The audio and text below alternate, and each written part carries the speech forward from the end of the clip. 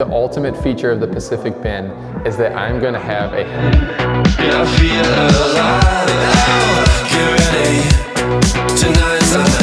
Welcome back to another episode of the Pacific Bin. So in this video, I'm going to be breaking down the entire design all the way from how I wanted the location to affect the experience, all the way down to a tour of the inside of the home, walking you through every aspect. And you're going to want to stick around to the end of the video where I announce something that I haven't announced anywhere yet that I believe is going to completely change the game and make the Pacific Bin the ultimate shipping container home. Before we jump into this, if you guys wouldn't mind hitting the like button down below and subscribing if you want to see more content like this, it ultimately just boosts my self-esteem, so thanks.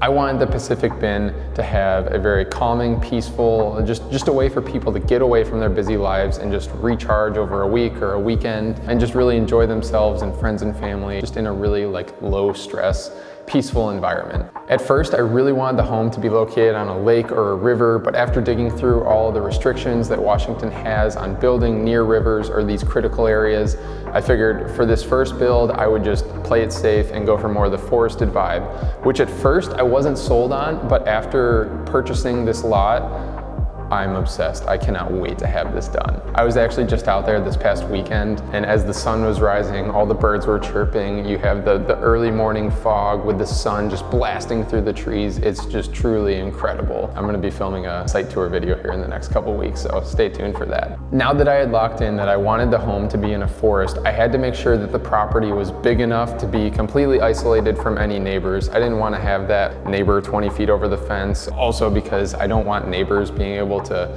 be nosy, or if I have a guest that's a little bit loud or something, I don't want to be a nuisance to any of my neighbors. So I landed on this 3-acre lot, which also gives me the flexibility to potentially expand in the future if this first build goes well. So now that I had the isolated cabin in the woods kind of vibe, I had to figure out what the design of the home would actually look like and how I can best tailor the design of the home to fit in with that isolated vibe of the forest. Before I could come up with a design for what I wanted the home to look like and how big it was and everything, I sort of had to reverse engineer from the finances and work backwards to see how many people I wanted the home to sleep, and then tailor that to how many bedrooms I needed, and then work that backwards into the overall home design so that I have a home that comfortably sleeps 8 people and has plenty of living space so that you don't feel crammed and that everybody has their own space during this experience.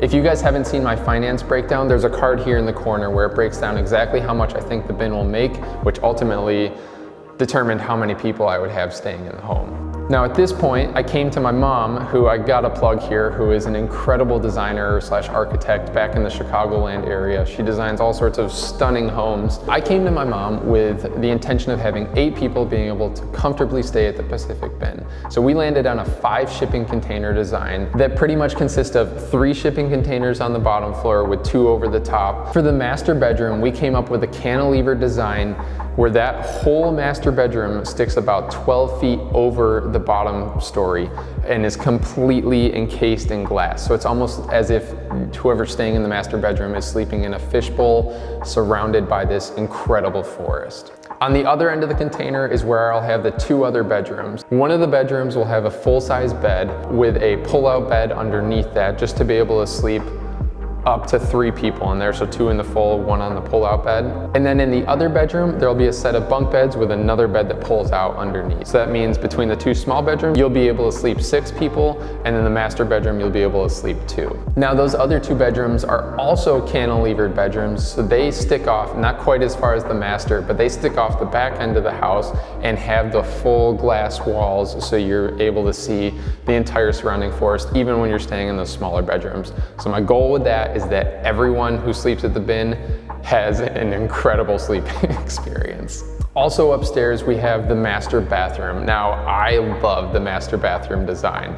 The way we currently have it set up is that there will be a dual sink just as you walk in with some cabinets and a big old mirror on the back side, divided off from your massive shower and toilet room. So there'll be a little pocket door. And the intent with this is to be able to have the bathroom as functional as possible. So you could potentially have someone either showering or going to the bathroom while multiple people are brushing their teeth or getting ready for the day.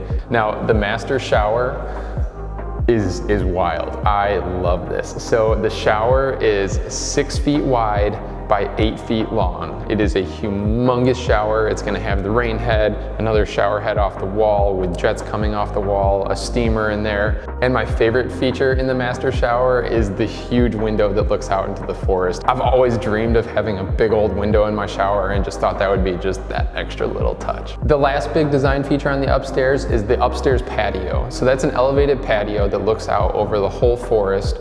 So say you make an early morning cup of coffee, or you just wake up and you're getting out of bed and you want to go smell the fresh forest air, you can just walk out onto the patio and you have just stunning views all around. All right, now we can jump down to the first floor. So I'm sure you're picking up now that one of the big themes in this house is windows and just feeling as connected with the outside as possible. So the first floor is definitely not lacking in windows. The whole back wall is covered in glass and there's a sliding door to get out, so that your whole back view is just a view of the forest. All right, we can jump into the downstairs now. So the main floor consists of a huge kitchen and a big old dining room for people to play cards, and also a huge living room for everyone after a long day, whether you're there out skiing in the mountains or going on hikes, just to be able to wind down, watch movies, hang out with friends, and just have a good time. One of my favorite features of the first floor is the huge fireplace with the floor to ceiling like stacked pile of wood. I always love staying at other Airbnbs with wood burning fireplaces, so this was an absolute must-have at the Pacific Bin. The Pacific Bin is loaded with amenities. It's gonna have a hot tub off of just the massive deck where you'll be able to sit early mornings with your warm cup of coffee, listen to the birds chirping. It truly is an amazing piece of land, and I'm so excited for all you guys that are gonna be able to stay there. As I was saying, I just want to make the bin as peaceful and relaxing of an experience as possible. So there will be paths through the forest, whether you want to go on just like an early morning walk, or you want to sit in the hot tub or on the deck, or go up to the elevated deck where you can sit there, drink your warm cup of coffee, and just catch up with friends and relax with family. Now, before I tell you the ultimate feature of the Pacific Bin, one really important design feature was how the utilities were designed. And what I mean by that is that I want the entire home and entire property to be able to be run on electricity.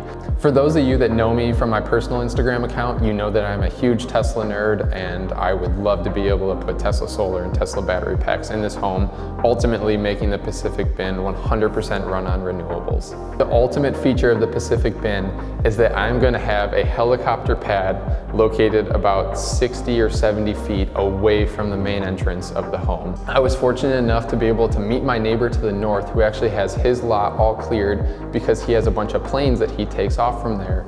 And I talked to him, and we are going to be able to build a helicopter pad just next to my property on his lot. So what that means is that if you ever fly into Seattle and you want to have the ultimate Pacific Bin experience, you'd head down to Boeing Field, charter a flight with Atomic Helicopters.